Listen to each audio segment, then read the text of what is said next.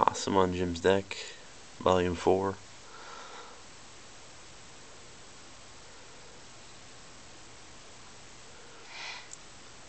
I bought the 70% lean ground beef the other day because it was on sale. Should have got the more expensive stuff. Maybe I wouldn't have attracted rodents. Oh, ew.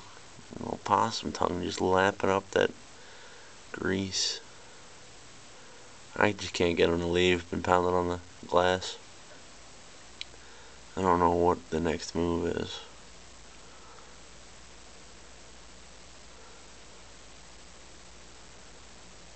I think he's a young one. He's a little guy. Oh, now he's playing with the grease dripping can, which he knocked off before. The shot's a little obscured by barbecue tongs. Not much to do about that. See, and I'll pound on the glass again with this flashlight, but he's not going to leave.